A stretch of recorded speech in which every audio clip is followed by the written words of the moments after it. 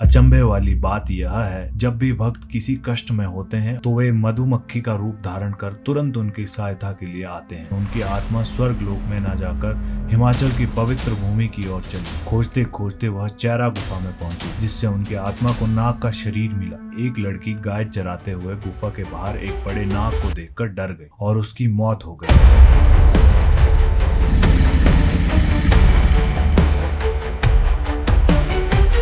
लेकिन तभी हुआ चमत्कार।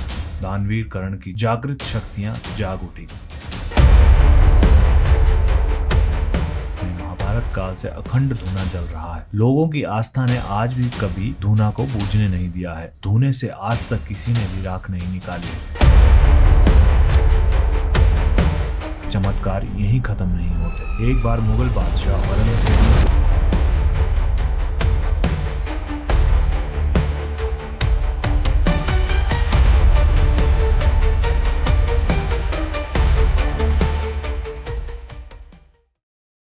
हिमाचल प्रदेश, जिसे देवभूमि कहा जाता है, हर कण कण में देवताओं की आशीर्वादित उपस्थिति महसूस होती है। यहाँ के मंदिर न केवल आस्था का प्रतीक हैं, बल्कि भारत के समृद्ध इतिहास और भव्य सांस्कृतिक धरोहर को संजोए हुए हैं। इसलिए हमने हिमाचल के हर सुने अनसुने देवस्थल की रहस्यमय कहानियों की एक सीरीज शुरू की है। स्वागत है आपका देवभूमि सीरीज एपिसोड 1 में।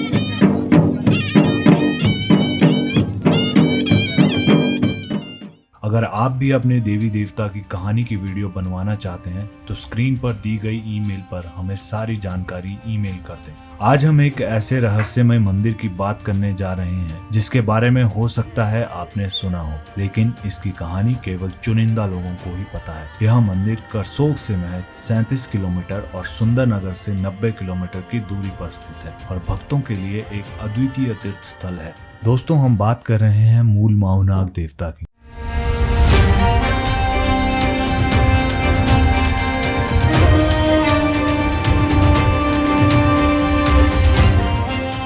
आपने नाम सुना है, शायद सुना हो, लेकिन क्या आप जानते हैं माऊनाग को दानवीर कर्ण का अवतार माना जाता है। इसके पीछे एक अति रोचक कहानी है जिसे सुनकर आप दंग रह जाएंगे। दोस्तों, मूल माऊनाग का मुख्य मंदिर हिमाचल प्रदेश के मंडी जिले के बखारी में स्थित है। यहाँ की शांति, शक्ति और आस्था का अनुभव करना किसी अलौकिक अनुभव से कम नहीं है। माऊनाग मंदिर किसको समर्पित है?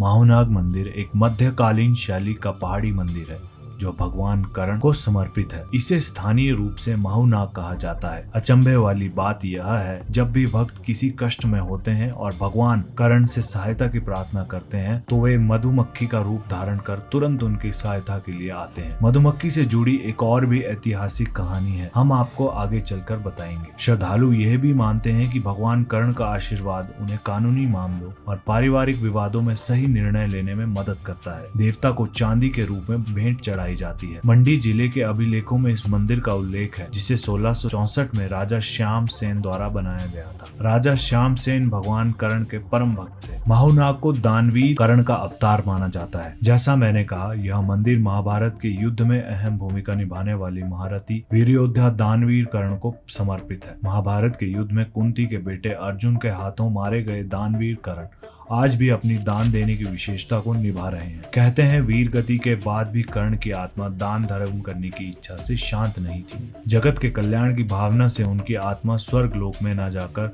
हिमाचल की पवित्र भूमि की ओर चली। खोजते खोजते वह चैरा गुफा में पहुंची। गुफा में पानी होने के कारण यह स्थान उन्हें बहुत पसंद आया और उन्होंने इसे अपना स्थानीय निवास बना लिया। यहाँ उन्होंने सूर्य देव की पूजा की, जिससे उनकी आत्मा को नाग का शरीर मिला और वह नाग रूप में पूजे जाने लगे। कहा जाता है कि एक दिन एक लड़की गाय चराते हुए गुफा के बाहर एक बड़े नाग को देखकर डर गई और उसकी मौत हो गई। इस घटना के बाद लोगों को गुफा में नाग देवता के होने का पता चला। गुफा में उस लड़की की पत्थर की मूर्ति आज भी मौजूद है, जिसे स्थानीय लोग हत्या माता कहते हैं। ऐसा भी माना जाता है कि महाभारत के युद्ध में अर्जुन ने छल से कर्ण का वध किया, परंतु अर्जुन का हृदय गलानी यानी खेद से भर गया। कर्ण का अंतिम संस्कार करने के लिए अर्जुन ने अपने नाग मित्रों की सहायता से सतलुज के किनारे तत्तापानी के समीप कर्ण का शव लाकर उनका अंतिम संस्कार किया। उसी चिता से एक नाग प्रकट हुआ और वहीं समीप बस गया। कुछ लोग कहते हैं कि माहूनाग की उत्पत्ति यहाँ के एक गांव शब्दाल में हुई थी। जब एक किसान खेत में हल चला रहा था तो अचानक हल एक जगह आकर जमीन में फंस गया। किसान के काफी प्रयासों के बाद भी हल नहीं निकला तो मिट्टी हटाई गई। तब पता चला कि वहाँ एक मोहरा यानी पत्थर की मूर्ति है। उसे बाहर निकालने का प्रयास किया गया, लेकिन जैसे ही वह बाहर आया वह उड़ गया और बखारी में जा बसा, जहाँ आज मूल माहूनाग मंदिर है। दोस्तों, अगर ये एपिसोड पसंद आ रहा है तो चैनल को सब्सक्राइब करना ना भूलें और नोटिफिकेशन बेल को भी दबा दें ताकि आने वाले एपिसोड मिस ना करें। चलिए आगे बढ़ते हैं। चोर भी दानवीर करण की अद्भुत माया से भ्रमित हुए। कहानी उस दौर की है जब इस पवित्र मंदिर पर डाकुओं ने आक्रमण किया था। डाकुओं की संख्या इतनी अधिक थी कि उन्होंने मंदिर को लूटने का साहस किया। एक शातिर डाकू लोहे के हथियार की मदद से मंदिर के ऊपरी हिस्से तक चढ़ा। उसने अपने साथी के पास ऊपर से कपड़े में बांधकर बहुमूल्य सामान फेंका, लेकिन लालच और शैतानी चाल से भरे एक डाकू ने उन मोहरों पर चमड़े का टुकड़ा फेंकने की कोशिश की। लेकिन तभी हुआ चमत्कार। दानवीर करण की जागृत शक्तियां जाग उठी।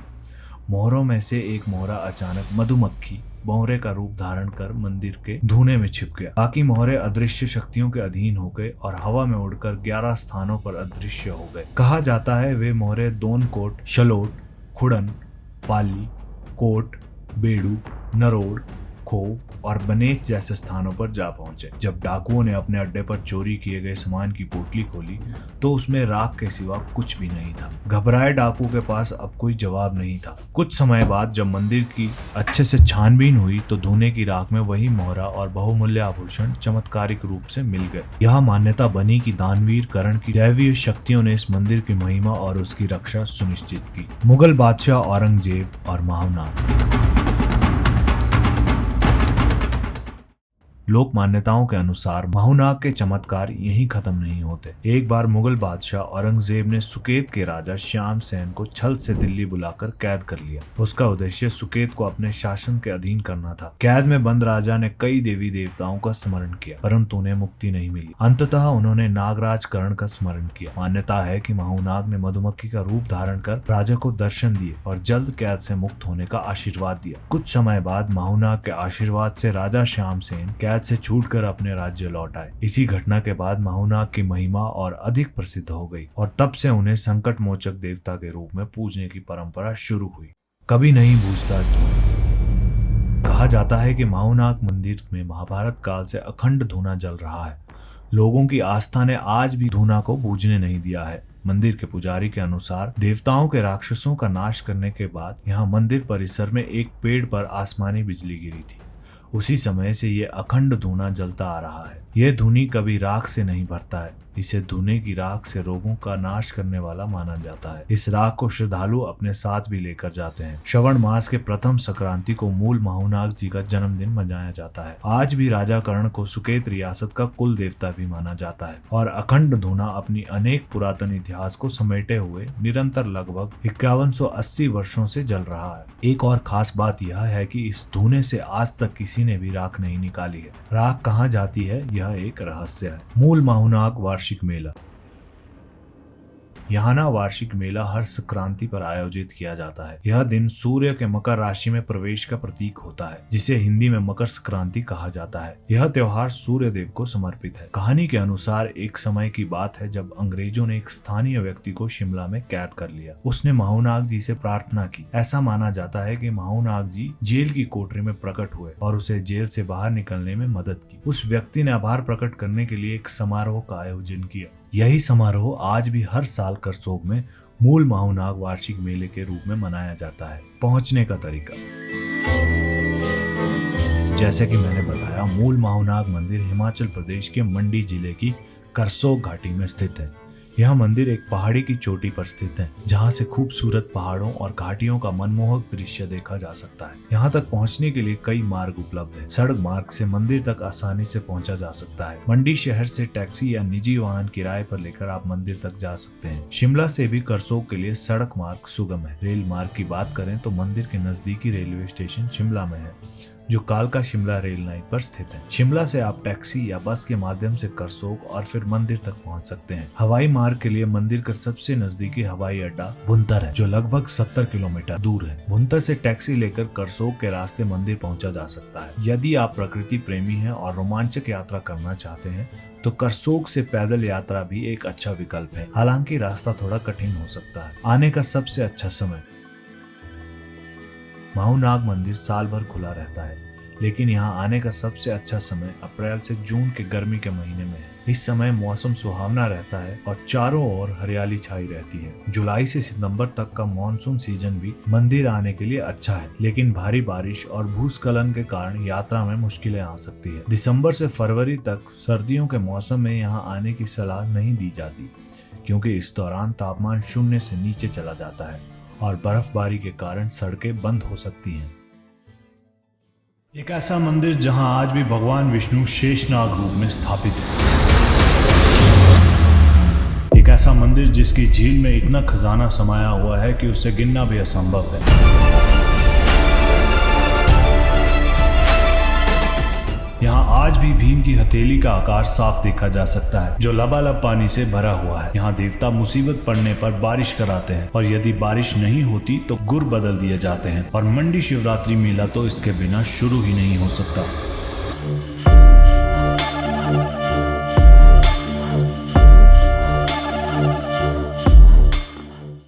नमस्कार दोस्तों, स्वागत है आपका देवभूमि हिमाचल सीरीज के एपिसोड नंबर 2 में। अगर आपने हमारा पिछला एपिसोड नहीं देखा है तो लिंक डिस्क्रिप्शन में दिया गया है, आप जरूर देखें। वैसे एंड स्क्रीन पर भी आपको वो वीडियो मिल जाएगा। इस एपिसोड में आज हम बात करेंगे कमरूनाग देवता मंदिर की। तो चलिए आपको ले चलते हैं हिमाचल प्रदेश के मंडी जिले में स्थित कमरूनाग मंदिर, जहां हर साल हजारों श्रद्धालु अपनी आस्था के साथ पहुंचते हैं। इस मंदिर और यहाँ की झील से जुड़े अनसुने रहस्यों को जानने के लिए हमारे साथ बने रहिए। दोस्तों, समुद्र तल से लगभग 3334 मीटर की ऊंचाई पर स्थित पत्थर और लकड़ी से बनी काटकोनी शैली का यह मंदिर कमरूनाग देवता को समर्पित है, जिन्हें हिमाचल प्रदेश के लोग वर्षा के देवता के रूप में पूजते हैं। यह मंदिर मंडी जिले के रोहांडा नामक स्थान के पास ऊंचाई पर स्थित है। यहाँ इन देवता को इलाके के सत्ताधारी देवता के रूप में देखा जाता है। सत्ताधारी क्यों कहा जाता है यह मैं आगे चलकर आपको बताऊंगा। हिमाचल की देव परंपरा में देवताओं को विशेष अधिकार प्राप्त होते हैं और कमरूनाग देवता को यहाँ के लोगों की समस्याओं का समाधान करने वाला देवता भी माना जाता है। समाधान से जुड़ी एक और बड़ी दिलचस्प बात यह है कि देवता जी को बारिश के देवता के रूप में भी पूजा जाता है। यहाँ के गुर के जरिए बारिश की भविष्यवाणी और समाधान संभव होता है। उनकी रियासत हिमाचल प्रदेश के मंडी क्षेत्र और आसपास के इलाकों में फैली हुई है, जिसमें 9 गढ़ नाचन क्षेत्र,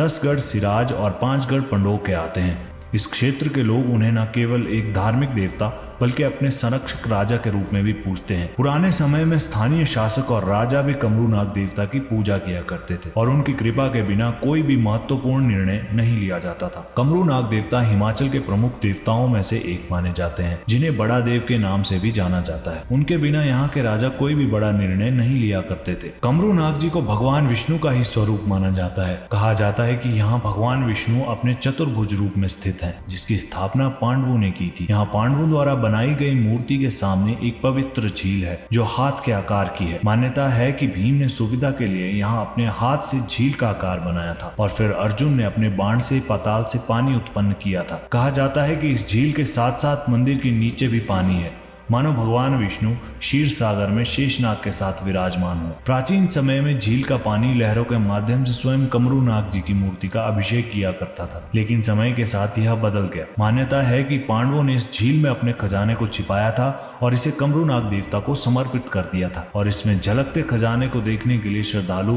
दूर दूर से आते हैं। मान्यता है कि इस झील में अरबों का खजाना छिपा हुआ है, जिसे सदियों से श्रद्धालु सोना, चांदी और अन्य कीमती धातु चढ़ाकर बढ़ाते रहे हैं। इस खजाने की सुरक्षा स्वयं शेषनाग करते हैं। कोई भी व्यक्ति जो इस खजाने को चुराने की कोशिश करेगा उसे देवता द्वारा दंडित किया जाएगा। लोग यहाँ अपनी मन्नत पूरी होने पर सोना, चांदी और कीमती धातुएं चढ़ाते हैं। इस झील में खजाने से जुड़ी कई रहस्यमयी और अद्भुत किस्से हैं। अगर बात करें इस झील की गहराई की तो इसका आज तक पता नहीं चल पाया है। माना जाता है एक बार कमरूनाग जी के गुरु ने इस झील में छलांग लगा दी थी और वह पाताल पहुंच गए और वहां से चावल लेकर लौटे थे। ये रही मान्यताओं की बात, लेकिन हर साल यहाँ बिजली और बर्फ गिरने से काफी पेड़ जो लगभग 100 फुट के साइज के होते हैं इस झील में गिर जाते हैं और फिर वो दिखाई नहीं पड़ते। कमरू नाग को बारिश का देवता क्यों कहा जाता है? कमरू नाग एक ऐसा मंदिर है जिसकी पूजा पंडित नहीं बल्कि वहां के गुर द्वारा की जाती है। जब भी इलाके में बारिश नहीं हो रही होती तो स्थानीय लोग अपनी अर्जी लेकर मंदिर में आते हैं। गुर द्वारा एक निर्धारित समय दिया जाता है और मान्यता है कि उस समय के भीतर बारिश हो जाती है। अगर गुर बारिश करवाने में सफल नहीं होता तो उसे बदल दिया जाता है। यह परंपरा आज भी यहाँ की देव परंपरा और आस्था का हिस्सा है। इस स्थान की एक और विशेषता मानी जाती है कि यहाँ से कोई भी विमान उड़ान नहीं भर सकता। यदि गलती से उड़ाया गया तो वह क्रैश हो जाता है। 1994-95 में पंजाब के राज्यपाल का हेलीकॉप्टर यहाँ क्रैश हो गया था क्योंकि वह इस पहाड़ी के ऊपर से उड़ान भर रहे थे। कमरू नाग आज भी एकांत की कामना करते हैं और उनकी शक्ति इतनी प्रबल है कि स्थानीय लोग उनकी उपस्थिति को साक्षात महसूस कर चुके हैं। दोस्तों, अगर आपको हमारी वीडियो पसंद आ रही है तो चैनल को सब्सक्राइब करना ना भूलें और अगली वीडियो आप कौन सी देखना चाहते हैं यह हमें डिटेल के साथ कमेंट में जरूर बताएं। क्यों मंडी शिवरात्रि मेला कमरू नाग जी के बिना शुरू नहीं होता? एक समय की बात है, मंडी के राजा जोगिंदर सेन को रियासत काल में दिल्ली दरबार में सर्वश्रेष्ठ राजा का सम्मान देव कमरू नाग की कृपा से मिला। शिवरात्रि मेले में देवता के मधुराय दरबार में हाजिरी की परंपरा आज भी जारी है। दिल्ली में एक बार शर्त रखी गई कि जो विशेष सिंहासन पहचान लेगा वह सर्वश्रेष्ठ राजा कहलाएगा। राजा जोगिंदर सेन ने देव कमरू नाग से मन्नत मांगी। सपने में देवता ने संकेत दिया कि जिस सिंहासन पर सांप दिखे वहां बैठ जाना। ठीक ऐसा ही हुआ और राजा को सर्वश्रेष्ठ घोषित किया गया। इसके उपहार स्वरूप राजा ने देव कमरू नाग को मखमली कपड़े का सूरज पंखा भेंट किया जिस पर भगवान विष्णु की मूर्ति अंकित है। यह आज भी देवता के भंडार में सुरक्षित है। तब से राजा जोगिंदर सेन ने देव कमरू नाग को हर साल मंडी शिवरात्रि मेले में आमंत्रित करने की परंपरा शुरू की जो आज भी कायम है। इसके अलावा लोगों में कुछ भ्रांतियां मानी जाती है कि जब भी देवता का कहीं मेले आदि के लिए प्रस्थान होता है तो निशान के रूप में पंखा ले जाया जाता है जिसे कुछ लोग बर्बरिक सिर रूपी मानते हैं, लेकिन उसमें चतुर्भुज रूप में भगवान विष्णु की चतुर्भुज स्थापना और पांडवों की मूर्तियां हैं।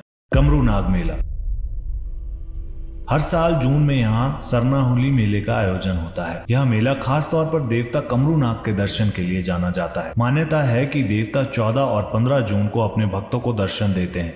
इस मेले में दूर दूर से श्रद्धालु आते हैं और अपनी मन्नत पूरी होने पर झील में सोना चांदी चढ़ाते हैं। दोस्तों, अगर आप कमरू नाग जाना चाहते हैं तो कमरू नाग झील और मंदिर तक पहुंचने के लिए सड़क मार्ग नहीं है, इसलिए आपको रोहांडा से लगभग 6 से 8 किलोमीटर की पैदल यात्रा करनी होती है जो 3-4 घंटे में पूरी होती है। निकटतम रेलवे स्टेशन जोगिंदर नगर और हवाई अड्डा भुंतर है। दिल्ली से मंडी की दूरी 450 किलोमीटर और चंडीगढ़ से 200 किलोमीटर है। मंडी से रोहांडा तक टैक्सी या बस ले सकते हैं। इस प्रकार कमरू नाग झील और मंदिर न केवल श्रद्धा और भक्ति का प्रतीक है बल्कि यह इस बात का उदाहरण भी है कि हमारी पौराणिक कथाएं और विश्वास कितने गहरे और अद्भुत हैं। नमस्कार दोस्तों, देवभूमि सीरीज के एपिसोड नंबर 3 में आपका स्वागत है। आज हम हिमाचल प्रदेश में स्थित एक ऐसे मंदिर की कहानी उजागर करने वाले हैं जो रहस्यों से भरा हुआ है। यह मंदिर ऐसी जगह पर स्थित है जहां चारों ओर बर्फ पड़ती है, लेकिन मंदिर के परिसर में बर्फ टिकती ही नहीं। इस मंदिर का निर्माण कई कोशिशों के बावजूद नहीं हो सका। हिमाचल प्रदेश के मंडी जिले में स्थित यह मंदिर आज भी लोगों के लिए एक रहस्य बना हुआ है। इसका नाम है शिकारी देवी।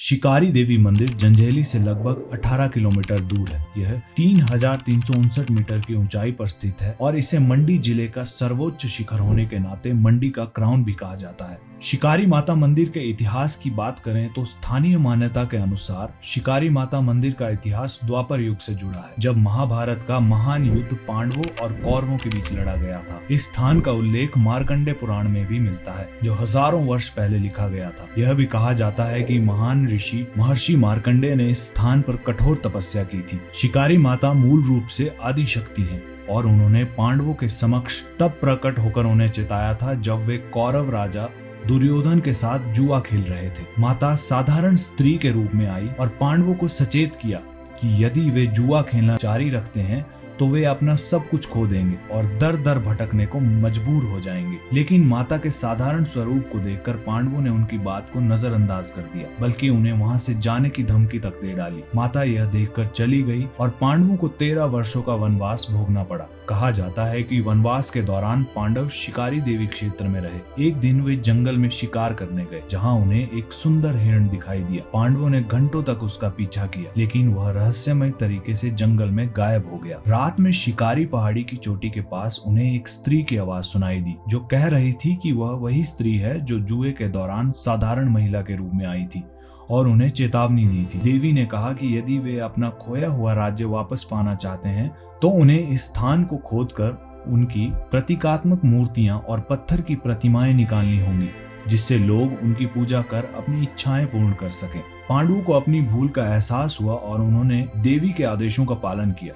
जब उन्होंने जमीन को खोदा तो वहां पत्थर की दिव्य प्रतिमाएं प्राप्त हुई। उन्होंने देवी की इच्छा के अनुसार बिना छत का एक मंदिर स्थापित किया। इसी कारण देवी को शिकारी माता कहा जाता है, क्योंकि वे उस पहाड़ी क्षेत्र में प्रकट हुई थी जब पांडव शिकार पर गए थे। बाद में माता शिकारी की कृपा से पांडवों ने अपना खोया हुआ राज्य पुनः प्राप्त किया। तब से देश भर से हजारों श्रद्धालु इस मंदिर में आते हैं और शिकारी माता का आशीर्वाद प्राप्त करते हैं। अब आइए कुछ फैक्ट्स की बात करते हैं। इस मंदिर के ऊपर छत न होना। यह प्राचीन एवं ऐतिहासिक मंदिर अनेक अद्भुत रहस्यों से भरा हुआ है। इस मंदिर के ऊपर छत न होना भी अपने आप में एक रहस्य बना हुआ है। कहा जाता है कि मंदिर की छत बनाने का काम कई बार शुरू किया गया, लेकिन हर बार प्रयास विफल रहा। मंदिर की छत का रखरखाव नहीं किया जा सका। यह देवी का चमत्कार ही है कि आज तक किए गए सभी प्रयास शिकारी माता को छत प्रदान नहीं कर सके और आज भी यह मंदिर छत विहीन है। यह मंदिर एक प्राकृतिक स्थान पर स्थित है, जहां पर लोग मानते हैं कि देवी के आशीर्वाद से ही यह स्थान अपनी असली रूप में बना रहता है। ऐसे जगहों पर कुछ लोगों का मानना है कि किसी भी प्राकृतिक रूप से होने वाले परिवर्तन, जैसे छत लगाना, देवी की कृपा और उस जगह की पवित्रता को प्रभावित कर सकते हैं। माता की मूर्ति पर बर्फ नहीं टिकती। दूसरा चमत्कार यह है कि जब सर्दियों में बर्फ गिरती है तो वह मंदिर के चारों ओर गिरती है, लेकिन बर्फ माता की मूर्ति पर नहीं टिक पाती और पिघल जाती है और माता की मूर्ति के चारों ओर बर्फ का ढेर बन जाता है। प्राचीन मान्यताओं के अनुसार जो भी भक्त मां के दरबार में आकर मन्नत मांगता है, उसकी सभी मनोकामनाएं पूरी होती हैं। आपको बता दें कि इस समय निचले इलाकों में भीषण गर्मी पड़ रही है, जबकि इस मंदिर का तापमान हमेशा 10 डिग्री सेल्सियस के आसपास रहता है। विराजमान है 64 योगिनियां। बिना छत के इस मंदिर के एक साथ 64 योगिनियां विराजमान है, इसलिए शिकारी माता को योगिनी माता भी कहा जाता है। माता की नव दुर्गा मूर्ति, चामुंडा, कमरूनाग मंदिर मंडी और परशुराम की मूर्तियां भी यहाँ स्थापित की गई है। अब जानते हैं शिकारी देवी मंदिर तक कैसे पहुंचे। शिकारी देवी मंदिर हिमाचल प्रदेश के मंडी शहर से लगभग 116 किलोमीटर की दूरी पर स्थित है। यहाँ तक पहुंचने का सबसे सुविधाजनक तरीका सड़क मार्ग है। जंजैहली शहर, जो मंडी से अच्छी तरह जुड़ा हुआ है, से शिकारी देवी मंदिर तक पहुंचने के लिए सड़क मार्ग का उपयोग करना होगा। अगर आप फ्लाइट या ट्रेन से आना चाहते हैं तो आपको आधी दूरी तक इनका इस्तेमाल करना होगा और बाकी की यात्रा सड़क मार्ग से पूरी करनी होगी। अब जानते हैं शिकारी देवी मंदिर तक कैसे पहुंचे। सड़क मार्ग द्वारा शिकारी देवी मंदिर तक जाने के लिए सबसे पहले आपको मंडी शहर पहुंचना होगा। मंडी के बस स्टेशन से 7 नंबर गेट से आपको जंजैहली जाने वाली बस मिल जाएगी, जो सुबह 6 बजे मंडी से रवाना होती है। मंडी से जंजैहली की दूरी लगभग 98 किलोमीटर है और यह यात्रा 4-5 घंटे में पूरी होती है। जंजैहली से शिकारी देवी मंदिर की दूरी लगभग 15 किलोमीटर है। जंजैहली से मंदिर तक जाने के लिए कोई साझा कैब या बस नहीं मिलती। आपको प्राइवेट गाड़ी बुक करनी होगी, जिसका किराया लगभग 1000 से 1500 रुपए हो सकता है। शिकारी देवी मंदिर पहाड़ी की चोटी पर स्थित है और यहाँ पहुँचने के लिए आपको 1000 सीढ़ियाँ चढ़नी होती है। यह ट्रैक लगभग 1 घंटे का है। रेल मार्ग द्वारा यदि आप रेल मार्ग से आना चाहते हैं तो आपको जोगिंदरनगर रेलवे स्टेशन तक जाना होगा, क्योंकि मंडी में कोई रेलवे स्टेशन नहीं है। जोगिंदरनगर से मंडी की दूरी लगभग 72 किलोमीटर है, जिसे आपको सड़क मार्ग से पूरा करना होगा। हवाई मार्ग द्वारा यदि आप हवाई मार्ग से आना चाहते हैं तो भुंतर एयरपोर्ट, जो जंजैहली से 118 किलोमीटर दूर है, आपके लिए सबसे नजदीकी एयरपोर्ट है। एयरपोर्ट से बाकी की यात्रा सड़क मार्ग से करनी होगी, जैसा कि पहले बताया गया है। यह मंदिर बर्फबारी के दौरान और भी ज्यादा आकर्षक लगता है। हालांकि यहाँ मौसम काफी ठंडा रहता है। यहाँ पर स्थानीय मेले भी आयोजित होते हैं, जब आसपास के सभी लोकल देवता अपनी हाजिरी देने आते हैं।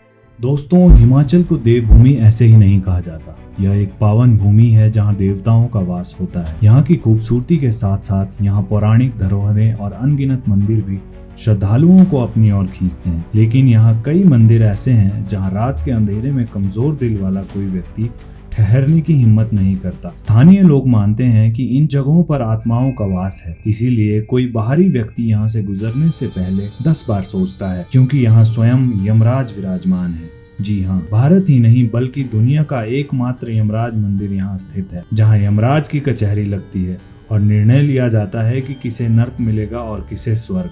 हिमाचल प्रदेश चंबा जिले के भरमौर में स्थित 84 मंदिर परिसर एक ऐसा पावन स्थल है जो लगभग 1400 वर्षों से धार्मिक आस्था का प्रतीक बना हुआ है। इसका निर्माण भरमौर के राजा साहिल बर्मन ने 84 सिद्धों या योगियों के सम्मान में करवाया था। दोस्तों, यहाँ के रहस्यों की बात करें तो एक स्थानीय पंडित जी के अनुसार यहाँ कुछ ऐसे चमत्कार हुए हैं जो आपको चौंका देंगे। उन्होंने बताया कि यह घटना स्वयं उनके साथ हुई है। वे बताते हैं कि किसी व्यक्ति ने उनसे लिफ्ट मांगी जिसे 84 आना था और वे उसे अपनी बाइक पर लिफ्ट दे देते हैं। घर जाकर उन्हें पता चलता है कि उस व्यक्ति की मृत्यु तो कुछ दिन पहले हो चुकी थी। एक लड़के की डेथ हुई थी जिसकी बाइक गिरी थी खड़ामुख में। मित्तू उसका नाम था। उसकी डेथ 2-3 दिन पहले हो गई थी, मुझे नहीं पता था। दो के दिन पहले तो वो खड़ामुख से मेरे साथ बाइक में बैठ के आया था। मुझे पता नहीं था कि उसकी डेथ हुई कि नहीं हुई। खड़ामुख में बैठा, वो लिफ्ट ली उसमें मेरे से। मैंने हेलमेट पहन रखा था। रास्ते में कोई बात नहीं हुई। मैंने बोला आप कहाँ जा रहे हो? बोले मैं 84 जा रहा हूँ। मैंने कहा चलो। और इतनी बात हुई, खड़ामुख से लेकर के यहाँ 84 गेट में उसको उतारा और जैसे मैं ऊपर अपने घर की तरफ चला गया, हेलीपैड के पास मेरा मकान है, वहाँ चला गया तो वहाँ लोगों इकट्ठे हुए थे, बात हो रही थी। बोले ऐसे ऐसे करके ऐसे लड़का उसकी डेथ होगी। मैंने कहा किसकी डेथ हुई? बोले ऐसे मित्तू की डेथ हो गया है और 3-4 दिन हो गया। तो मेरे को यूँ अंदर से मतलब मेरे बाल खड़े हो गए कि वो आधा घंटा पहले वो मेरे साथ आया और 3 दिन पहले उसकी डेथ होगी। पंडित जी बताते हैं कि एक और व्यक्ति भी रोज मंदिर आता था, जबकि उसकी मृत्यु पहले ही हो चुकी थी। है ना अचंभे वाली बात। एक यहाँ मास्टर जी थे। वो उन्होंने क्या किया, वो कमरे में आत्महत्या कर ली, कमरे में ना, और बंद करके। तो वो 2-3 दिन से गायब थे, किसी को पता नहीं चल रहा था। यहाँ कमरा लेके रखा था उन्होंने। उनको मरे 3 दिन हो गए, लेकिन वो फिर भी डेली धर्मराज जी के पास आ रहे थे। और जब 3 दिनों बाद खुलासा हुआ कि वो मास्टर जी हैं, उनकी हत्या हो गई है, उनका कमरा खोला गया, उनकी डेड बॉडी निकाली गई, तीसरे दिन निकाल ली। लेकिन वो उनके पोस्टमार्टम रिपोर्ट से पता चला कि इनको डेथ हुए 3 या 4 दिन हुए हैं। लेकिन वो उस दिन सुबह भी यहाँ धर्मराज जी के मंदिर में आए थे।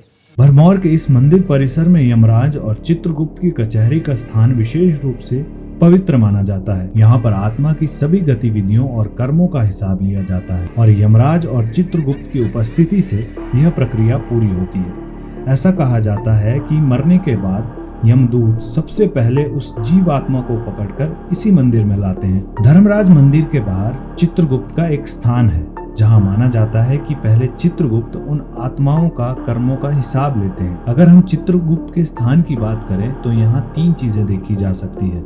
एक, प्रेत के पैरों के चिन्ह, माना जाता है कि आत्मा वहाँ खड़ी होती है। दूसरा, चित्रगुप्त जी की पिंडी जो वहाँ देखी जा सकती है। और तीसरा चिन्ह, बही खाता, जिसमें आत्मा का हिसाब होता है। हिसाब के बाद यमराज की कचहरी लगती है और फिर चित्रगुप्त और यमराज दोनों की जोड़ी उन आत्माओं को कर्मों के हिसाब से फल देते हैं। तब जाकर स्वर्ग या नर्क में जगह मिलती है।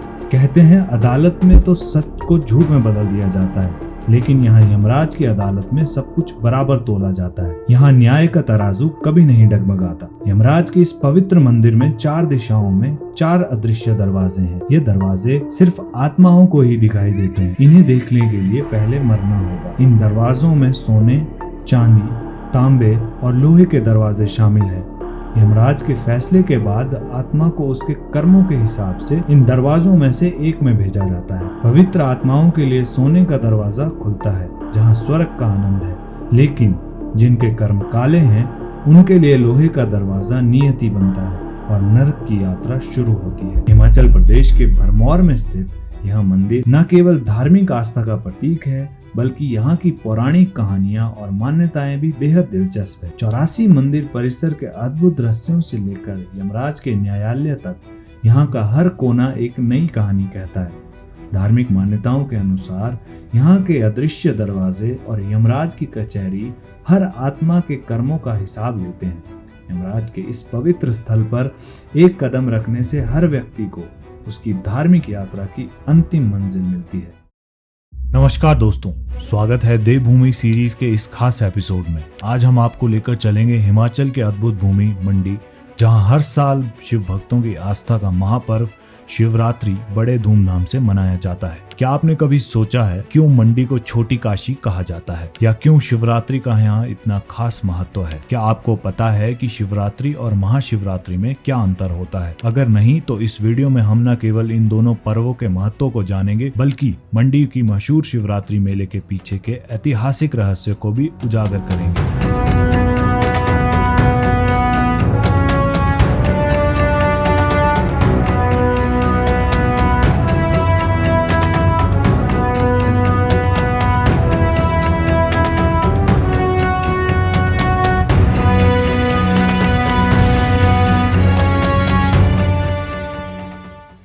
इस साल महाशिवरात्रि 26 फरवरी 2025 को पड़ रही है और इस बार इसका महत्व और भी बढ़ गया है, क्योंकि महाकुंभ का अंतिम स्नान भी इसी दिन होगा। दोस्तों, शिवरात्रि मुख्य रूप से दो प्रकार की होती है, मासिक शिवरात्रि और महाशिवरात्रि। शिवरात्रि का अर्थ है भगवान शिव की रात्रि। यह हिंदू धर्म में एक प्रमुख त्योहार है जो भगवान शिव की पूजा के लिए समर्पित है। शिवरात्रि हर महीने कृष्ण पक्ष की चतुर्दशी तिथि को शिवरात्रि का पर्व मनाया जाता है। ऐसे साल भर में 12 शिवरात्रि पड़ती है। पंचांग के अनुसार सावन में आने वाली चतुर्दशी तिथि को बड़ी शिवरात्रि भी माना जाता है, क्योंकि इस दिन भगवान शिव ने हलाहल विष को कंठ में धारण किया था। महाशिवरात्रि का पर्व फाल्गुन मास के कृष्ण पक्ष की चतुर्दशी तिथि को मनाया जाता है। धार्मिक मान्यताओं के अनुसार इस दिन भगवान शिव और माता पार्वती का विवाह भी हुआ था, इसलिए इस पर्व भगवान शिव और माता पार्वती के विवाह के उपलक्ष्य में मनाया जाता है। दोस्तों, शिवरात्रि की बात हो और मंडी हिमाचल प्रदेश में मनाई जाने वाली शिवरात्रि की बात ना हो, ऐसा हो नहीं सकता।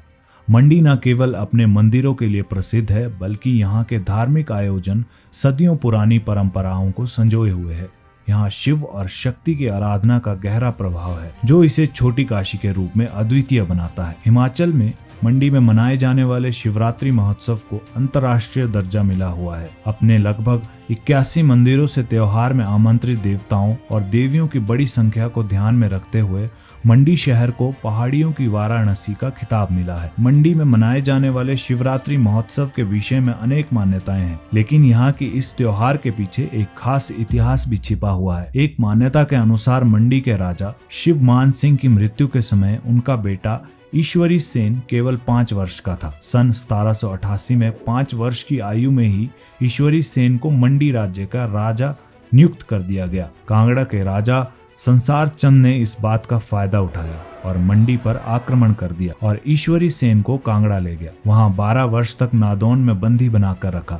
सन 1806 में गोरखों ने ईश्वरी सेन को आजाद करवाया। कहा जाता है कि राजा ईश्वरी सेन शिवरात्रि के कुछ दिन पहले ही लंबी कैद से मुक्त होकर मंडी वापस लौटे थे। इसी खुशी में ग्रामीण भी अपने देवताओं को राजा से मिलाने के लिए मंडी नगर की ओर चल पड़े। राजा व प्रजा ने मिलकर यह जश्न मेले के रूप में मनाया। महाशिवरात्रि का पर्व भी इन्हीं दिनों था तथा इस तरह से शिवरात्रि पर हर वर्ष मेले की परंपरा शुरू हो गई। आज मंडी शिवरात्रि मेला एक प्रसिद्ध अंतर्राष्ट्रीय मेला है, जो भारतीय राज्य हिमाचल प्रदेश के मंडी शहर में शिवरात्रि के हिंदू त्योहार से शुरू होकर लगातार 7 दिनों तक आयोजित किया जाता है। त्योहार की लोकप्रियता व्यापक है और इसलिए इसे एक अंतर्राष्ट्रीय त्योहार के रूप में जाना जाता है। मंडी देवी देवताओं की भारी संख्या को देखते हुए इसके मंदिरों से बड़ी संख्या में देवी देवताओं को त्योहार में आमंत्रित करने के मद्देनजर मंडी शहर को छोटी काशी की उपाधि दी गई है। त्योहार के दौरान मुख्य आकर्षण जिले के सभी हिस्सों से आने वाले देवता हैं। सांस्कृतिक रातें, नृत्य, संगीत के खेल आदि पूरे स्थान को मंत्रमुग्ध सा कर देते हैं। इस मेले में 2 देवता महत्वपूर्ण माने जाते हैं, कमरू नाग और पराशर ऋषि। पराशर ऋषि जहां शासकों के सबसे प्राचीन और शक्तिशाली कुल देवता थे, वहीं कमरू नाग का राजधानी शासक और भूतनाथ से सीधा संबंध था। कमरू नाग का वर्षा से संबंध उन्हें एक प्रमुख देवता बनाता है। और वहीं पहले देवता होते हैं जिनका स्वागत किया जाता है। कमरू नाग पर हमने डेडिकेटेड एपिसोड किया है, आपको उसका लिंक भी इस वीडियो के डिस्क्रिप्शन में मिल जाएगा। मंडी पहुंचने और भूतनाथ मंदिर में श्रद्धांजलि अर्पित करने के बाद कमरू नाग की पालकी तारना देवी मंदिर ले जाई जाती है, जो एक पहाड़ी की चोटी पर स्थित है, जहां से वे मेले की गतिविधियों को देखते हैं। 7 दिवसीय इस मेले के दौरान मंदिरों में पुजारी विधि पूर्वक अनुष्ठान करते हैं और देवताओं को प्रसन्न करने के लिए मंत्रोच्चारण करते हैं। वर्षों में इस मेले ने कई बदलाव देखे हैं, जैसे भारतीय सरकार के अधिकारियों द्वारा राजा की जगह मेले की मेजबानी करना। 2024 में शिवरात्रि मेले के दौरान विभिन्न मंदिरों में बकरों की बलि पर प्रतिबंध लगाना और प्रसिद्ध हस्तियों की सांस्कृतिक संध्याओं के साथ मेले का आधुनिकीकरण। लेकिन इन सब के बावजूद असंख्य देव देवियां आज भी इस छोटे से नगर मंडी में अपनी उपस्थिति से आनंद और उत्सव का वातावरण बनाए रखती हैं। मंडी को छोटी काशी कहा जाता है क्योंकि इस ऐतिहासिक शहर में 80 से अधिक प्राचीन मंदिर हैं, जो इसे धार्मिक और सांस्कृतिक दृष्टिकोण से अत्यधिक महत्वपूर्ण बनाते हैं। ये मंदिर ज्यादातर भगवान शिव को समर्पित है, जिनमें से कई की वास्तुकला और शिल्प कला अद्वितीय है। छोटी काशी का मतलब है कि मंडी को काशी जैसा महत्व दिया गया है, जहाँ हर मंदिर और हर घाट एक पवित्रता की भावना लाता है। मंडी के मंदिरों की यह धार्मिक और सांस्कृतिक धरोहर ही इसे छोटी काशी का दर्जा दिलाती है। मंडी के कुछ प्रसिद्ध प्राचीन मंदिर भी हैं, जैसे कि भूतनाथ मंदिर भगवान शिव को समर्पित है और यह मंदिर मंडी का मुख्य आकर्षण है। इसे 1526 में राजा अजबर सेन ने बनवाया था। महाशिवरात्रि के दौरान यहाँ विशेष आयोजन होते हैं। पंचवक्र मंदिर, यह मंदिर भी भगवान शिव के पंचवक्र रूप को समर्पित है, जो भगवान के 5 मुखों का प्रतीक है। पंचवक्र नाम का अर्थ है 5 मुख, जो शिव के विभिन्न रूपों और शक्तियों का प्रतीक है। त्रिलोकीनाथ मंदिर, यह मंदिर भगवान विष्णु को समर्पित है और इसे 16वीं शताब्दी में बनवाया गया था। इसकी शिखर शैली की वास्तुकला अद्वितीय है। तारना देवी मंदिर, यह मंदिर पहाड़ी की चोटी पर स्थित है और माता तारना देवी को समर्पित है। यहाँ से मंडी शहर का अद्भुत दृश्य दिखाई देता है। श्याम काली मंदिर, जिसे राजमाधव मंदिर भी कहा जाता है, मंडी के महत्वपूर्ण धार्मिक स्थलों में से एक है। यह मंदिर काली माता को समर्पित है और यहाँ की मूर्ति अत्यंत प्राचीन मानी जाती है। दोस्तों, अगर आपको हमारी छोटी काशी की यह अद्भुत यात्रा पसंद आई हो तो इसे अपने दोस्तों के साथ साझा करें। भगवान शिव की इस अद्भुत यात्रा ने हमें मोक्ष, शांति और अध्यात्म के करीब लाकर खड़ा कर दिया है। अगर आपको यह वीडियो पसंद आया तो लाइक और शेयर जरूर करें और हमारे चैनल को सब्सक्राइब करके हमसे जुड़े रहें। अंत में छोड़ जाते हैं आपको भगवान शिव के कुछ नाम और उनके अर्थ के साथ। मिलते हैं अगले एपिसोड में, तब तक जय भोलेनाथ।